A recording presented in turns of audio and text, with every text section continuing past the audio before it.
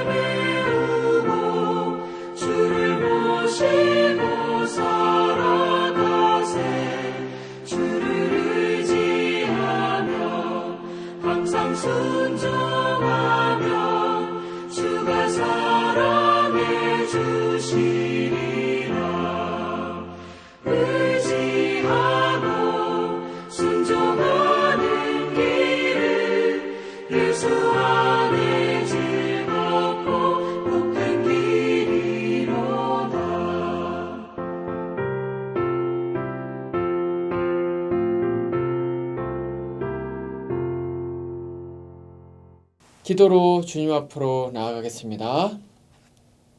여호와 하나님 아버지 감사합니다.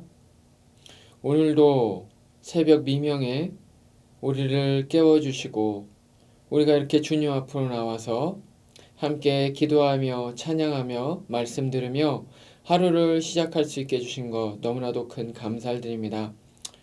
우리는 주님의 은혜가 없이는 하루도 살 수가 없습니다.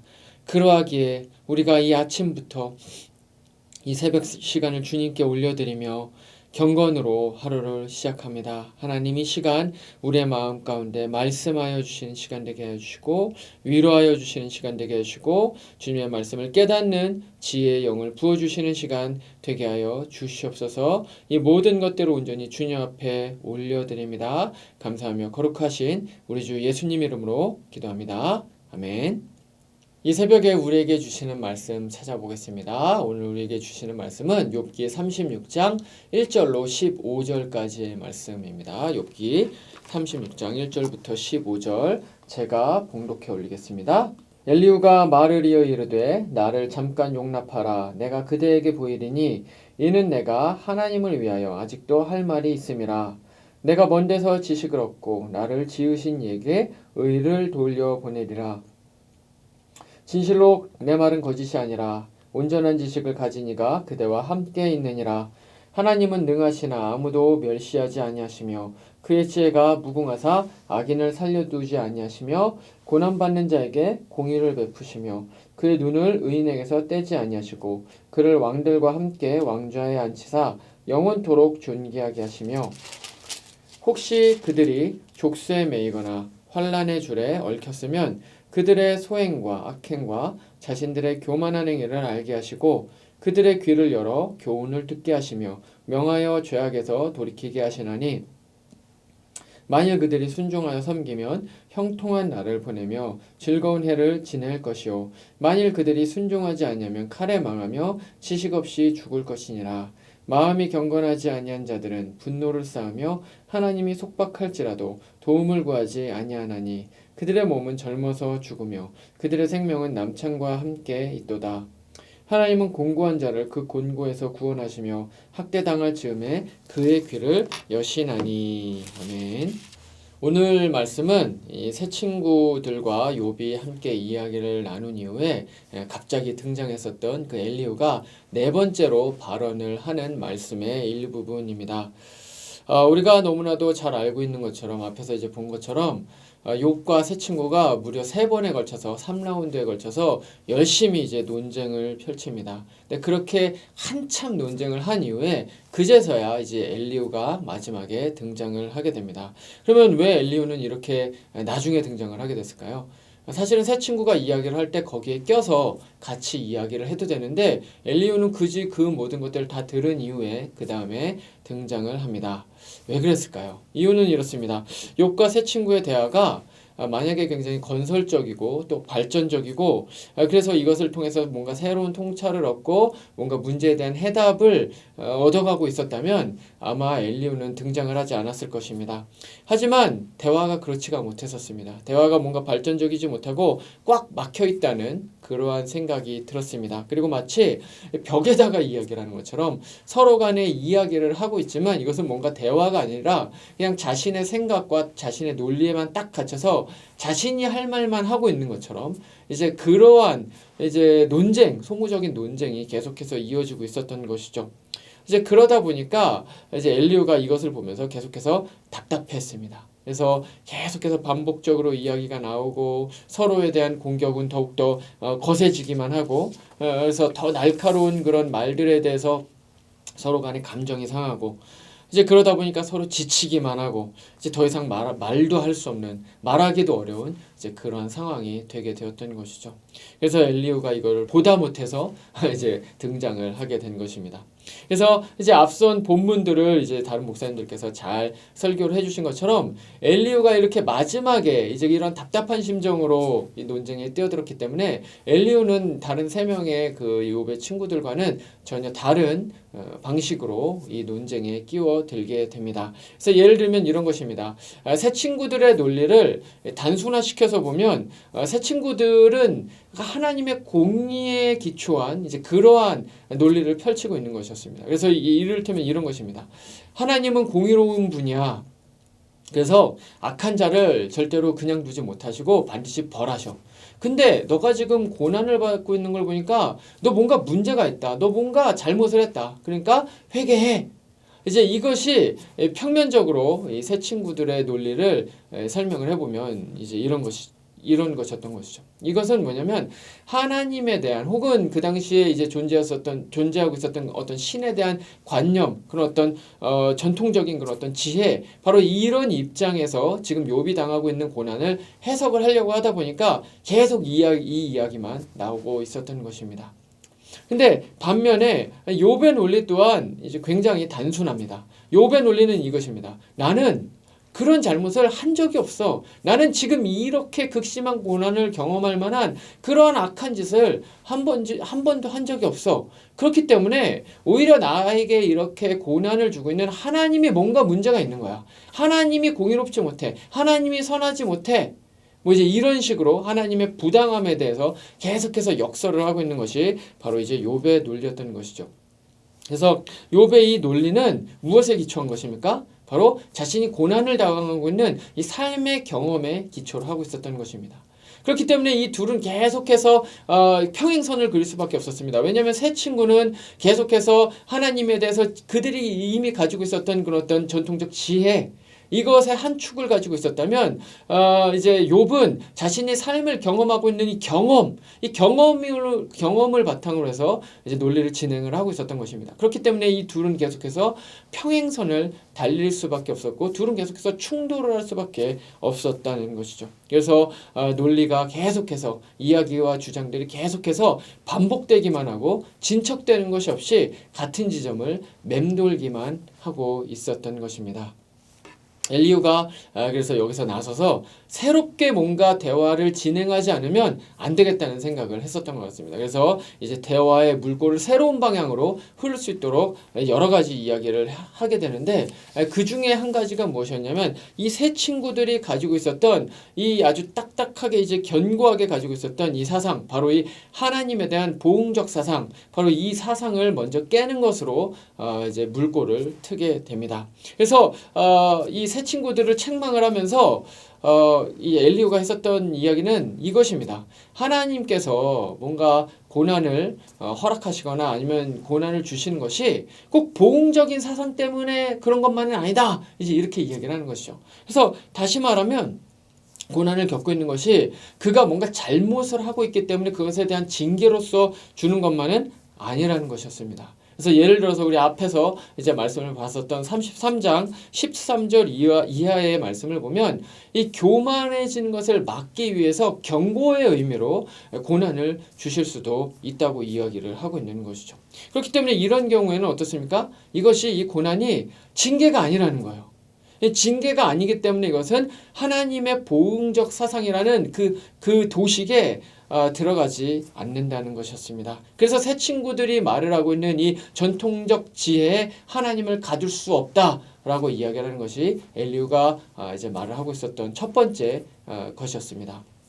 하지만 동시에 엘리후는 욥의 견고한 논리도 깹니다. 욥은 아까 말씀드렸던 것처럼 나는 의인이다. 이렇게 이야기를 하고 있는 것이죠. 나는 그런 죄를 지은 적이 없다. 그렇기 때문에 나에게 이와 같은 징계를 주시고 고난을 주신 그 하나님은 불의하고 부당하다라고 이야기를 하고 있는데 이 논리 역시도 맞는 말이 전혀 아니라는 것이죠. 그래서 오늘의 말씀에서 엘리후가 다시 무슨 이야기를 하는 것입니까? 하나님의 공의와 정의에 대한 이야기를 하고 있는 거예요. 그래서 오늘 말씀의 3절에 보면 엘리후가 이제 이와 같이 이야기를 합니다. 내가 먼 데서 지식을 얻고 나를 지으신 이에게 의를 돌려보내리라. 아멘. 이렇게 이야기를 합니다. 그러니까 지금 욥에게 이와 같이 이야기를 하고 있는 겁니다. 너가 지금 고난의 경험 때문에 하나님의 공의로우심을 무너뜨리고 있구나. 그렇다면 내가 다시 그 하나님이 얼마나 공의로우신 분이신지 내가 다시 한번 너한테 일깨워줄게. 하나님의 공의를 내가 다시 세워줄게. 이제 이렇게 이야기를 하고 있었다는 것이죠. 그러면서 이제 5절 이하의 말씀에 보면 6절 말씀, 7절 말씀에서 계속해서 무엇이라고 이야기를 합니까? 하나님의 공의와 정의에 대해서 이야기를 합니다. 그래서 하나님은 악인을 절대로 살려두지 않으시고 하나님께서는 의인들을 반드시 돌보시고 그들을 존귀하게 여기시고 이제 이렇게 이야기를 합니다. 이것이 무엇입니까? 사실 이제 새 친구들이 이야기를 했었던 바로 하나님의 보응적 사상, 하나님의 공의로우심이라는 것이죠. 그렇기 때문에 이것은 지금 새 친구들의 그 자신들의 그 지혜, 자신들이 가지고 있었던 그 전통적 지혜에만 국한돼서 하나님을 이해하려고 했었던 그 새 친구들의 논리도 문제가 있다라고 이야기를 하지만 동시에 정반대로 자신의 경험에 의해서만 하나님을 또 이해하려고 했었던 바로 욥에 대해서도 문제가 있다고 그렇게 이야기를 하고 있었던 것입니다. 근데 이 말씀을 이제 묵상을 하면서 특별히 오늘의 말씀, 이제 욥의 논리를 깨고 있는 이 엘리후의 이 부분을 보면서 우리 역시도 사실은 신앙생활에서 이와 같은 잘못을 이제 범할 때가 많이 있다는 사실을 생각을 해보게 되었습니다. 사실 우리도 욥의 논리와 같이 우리의 삶의 어떤 경험에 의해서만 하나님을 이해하려고 하는 그러한 습성이 있습니다. 나의 한정적인 경험으로 하나님을 재단하려고 하는 것이죠. 그래서 내가 경험한 하나님으로 야, 하나님은 이런 분이야. 하나님은 이런 분이야. 라고 단정을 지어버리게 되는 것입니다. 특히 이런 일은 사실은 이제 고난의 때 굉장히 많이 일어나게 됩니다. 고난은 우리가 예상하지 못할 때 우리를 찾아오게 됩니다. 우리는 우리가 예상하지 못한 시기에 질병에 걸립니다. 우리는 우리가 예상하지 못했을 때 사고를 경험하게 됩니다. 우리는 우리가 예상하지 못했을 때 팬데믹을 경험하게 됐습니다. 우리는 우리가 예상하지 못할 때 비즈니스에 문제가 생기고요. 우리가 예상하지 못할 때 실직하게 됩니다. 우리가 예상하지 못할 때 실패를 경험하게 됩니다. 대부분의 우리가 당하는 그런 어떤 고난이라는 것은 사실은 우리가 예상하지 못했었던 때에 일어나게 되는 것이죠. 그래서 인생이 잘 나가는 것처럼 보이다가도 어느 순간 고개를 돌리고 나면 그 바로 앞에 고난이 찾아와 있는 것을 보게 되는 것입니다. 예상을 하지 못했기 때문에 충격이 굉장히 큽니다. 예상을 하지 못했기 때문에 준비를 할 수도 없었던 것입니다. 그러다 보니까 더 당황을 할 수밖에 없게 되는 것이죠. 그리고 고난은 기본적으로 고통스럽습니다. 정상적인 사람이라면, 평범한 사람이라면 이 고난을 좋아하지 않습니다. 기뻐하지 않습니다. 이것을 막 즐겁게 생각할 수 있는 사람은 없습니다. 고난은 그저 고통스럽고 불편한 것일 뿐입니다. 근데 이렇다 보니까 고난을 겪게 될 때 우리는 불안하게 되죠. 그리고 그 단계를 넘어서게 되면 불평과 불만이 쌓이게 됩니다. 그리고 불평과 불만은 곧 비난으로 이제 바뀌게 됩니다. 그래서 내 이 불평과 불만을 누군가에게 풀어야 됩니다. 누군가에게 덤핑을 해야 되는 것이죠. 누군가를 막 비난을 해야 됩니다. 그래서 이 마음속에 쌓여있는 이 비난을 이제 풀어낼 그 상대방을 찾게 됩니다. 그래서 비기독교인들 같은 경우에는 대부분 이 비난을 누구에게 돌리냐? 자신의 가까운 사람들에게 돌립니다. 그래서 그것은 뭐 부모님이 될 수도 있고요. 형제 자매가 될 수도 있고요. 아니면 친구가 될 수가 있고요. 아니면 어떤 부부, 상대방, 남편 혹은 아내가 될 수도 있고 아니면 뭐 직장의 상사 하여튼 누가 됐든지 간에 자신의 주변에 있는 사람들에게 이게 당신 때문에 일어났어 라고 이제 이야기를 하면서 뭔가 비난할 그 대상들을 찾게 되는 것이죠. 근데 그마저도 뭔가가 없으면 이제 사회를 탓하게 되는 그런 일들이 일어나게 됩니다. 물론 기독교인들도 뭐 다르지 않습니다. 근데 기독교인들은 이런 주변에 있는 사람들뿐만 아니라 비난의 대상이 더 늘어나게 되는데 그분이 누구냐면 바로 하나님이십니다. 왜 하나님께서 나한테 이러시냐는 거예요. 왜 하나님께서 내가 도대체 뭘 잘못했다고 나에게 이와 같이 큰 고난을 주시냐고 이제 그렇게 이야기를 합니다. 그러면서 이런 식으로 이야기를 하죠. 하나님, 진짜 나를 사랑하시는 거 맞습니까? 하나님, 다른 사람은 몰라도 하나님 나한테는 정말 자비와 은혜가 너무나도 없으시네요. 하나님 정말 공의롭지 못하십니다. 선하지 못하십니다. 어떻게 하나님이 정말로 선하시다면 내가 어떻게 이런 극심한 고난을 당할 수가 있습니까? 내가 이렇게 고난을 당하는 걸 보니까 하나님은 나를 사랑하시지 않든지 아니면 하나님은 선하시지 않으십니다. 이제 이런 식으로 논리를 펴게 되는 것이죠. 근데 이게 사실은 욥이 했었던 바로 똑같은 논리적 귀결이었습니다. 사실은 이것은 다른 사람이 아니라 제가 경험을 했었던 것입니다. 제가 과거에 굉장히 많이 아팠을 때 그래서 수차례 이제 폐수술을 하고 그렇게 해서 몇 달 동안 병원에 있어야 됐을 때 그때 제가 정말 너무나도 몸도 힘들고 마음도 힘들고 도대체 이 삶이 이게 해석이 안 되니까 하나님에 대해서 그저 불평과 원망만을 했습니다. 그러면서 그때 아직도 기억이 나는데 하나님한테 제가 하늘에 주먹을 대고 하나님이 정말로 나를 만드시고 기뻐하신 분이 맞으십니까? 하나님이 정말로 나를 사랑하시는 분이 맞으십니까? 하나님이 사랑하시다면 내 이 흘리는 눈물이 보이지 않으십니까? 내가 이렇게 부르짖는 게 들리지 않으십니까? 어떻게 내가 이렇게 밑바닥까지 깔아질 수가 있습니까? 내가 어떻게 이렇게 비천해질 수가 있습니까? 내가 어떻게 이렇게 불안해질 수가 있습니까? 하나님은 선하지 않으십니다. 하나님은 날 사랑하지 않으십니다. 제가 이런 식으로 하나님께 비난의 화살을 돌린 적이 있습니다. 근데 사실은 이것은 논리적으로 성립이 되지 않습니다. 내가 고난을 당할 때도 하나님은 여전히 의로우십니다. 내가 기도한 대로 내가 기도한 대로 내가 예상한 대로 내 삶이 이루어지지 않고 그렇게 된다고 하더라도 하나님의 선하심은 조금도 땅에 떨어지지 않습니다. 내가 예상하지 못한 일이 일어난다고 하더라도 내가 내 삶에서 실패를 경험한다고 하더라도 하나님은 능력이 없으신 분이 결코 아니십니다. 하나님은 여전히 그대로십니다. 실수하지 않으시고요. 하나님은 여전히 그대로 실패하지 않으시는 분이십니다. 하나님은 여전히 전지전능하신 분이시고 하나님은 여전히 선하신 하나님이시고 그 하나님은 여전히 나를 사랑하시는 하나님이십니다. 내가 어떠한 삶의 경험을 얻든지 간에 하나님은 늘 그 자리에서 똑같은 성품으로 그 자리에 계신 분이시라는 것이죠. 다만 앞으로 우리가 이제 욥기 뒷부분에서 다루게 되겠지만 이 하나님께서는 우리와는 다르시죠. 우리는 어떻습니까? 우리는 시간과 공간에 갇혀 있습니다. 그래서 우리는 한 치 앞도 바라볼 수 없고 하나님에 대한 지식과 지혜가 부족하기 때문에 하나님이 하시는 이 일들을 모두 다 이해할 수가 없습니다. 반면에 하나님은 어떤 분이십니까? 하나님은 오묘하신 분이십니다. 하나님은 신비로우신 분이십니다. 하나님은 절대 주권자십니다. 하나님이 이 모든 세상을 다 지금도 여전히 주권적으로 운행하고 계신 바로 그러한 분이시라는 것이죠. 그렇기 때문에 하나님의 이 신비한 섭리를 다 이해할 수 없기 때문에 바로 우리의 삶의 이 저변에서 일어나는 이 하나님의 섭리, 하나님의 뜻과 계획을 우리는 다 이해할 수가 없다는 것입니다. 그렇기 때문에 우리는 우리 한정된 지식만으로 하나님은 이런 분이야 라고 말을 할 수가 없다는 것이죠. 특별히 우리가 고난을 당할 때 우리가 고난을 당하고 있다고 해서 하나님은 이런 분이시다 라고 그런 감정적인 원망을 하고 잘못된 그런 논리로 하나님을 왜곡되게 이해할 수 없다는 것입니다. 말씀을 마치겠습니다.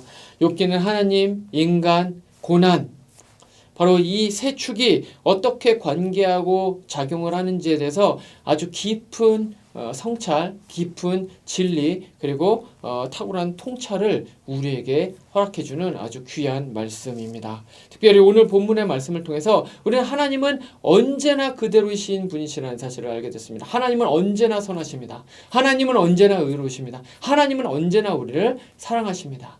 다만 우리는 그것을 알지 못한다는 것이죠. 그렇기 때문에 우리가 어떤 삶의 한 정황 가운데서 고난을 경험하고 있다고 해서 하나님을 섣불리 이런 분이시라고 그렇게 재단을 해서는 안 된다는 것입니다. 하나님에 대한 잘못된 지식은 바로 우리가 피해야 되는 그러한 것이죠.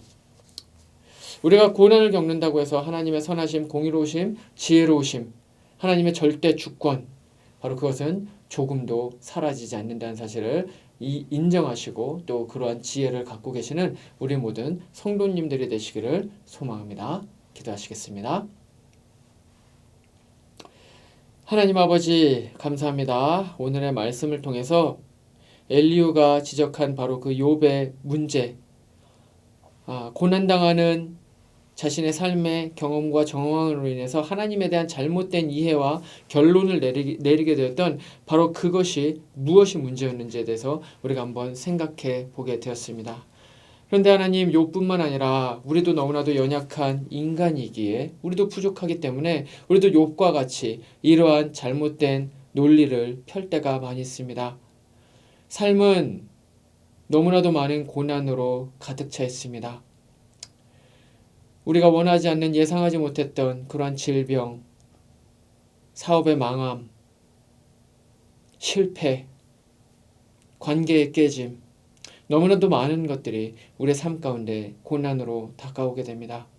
하지만 그렇다고 하더라도 우리가 하나님의 선하신 능력, 하나님 그분의 절대 주권, 우리에 대한 그 지극한 사랑, 하나님 그것을 우리가 결코 의심하거나 잊지 않기를 소망합니다.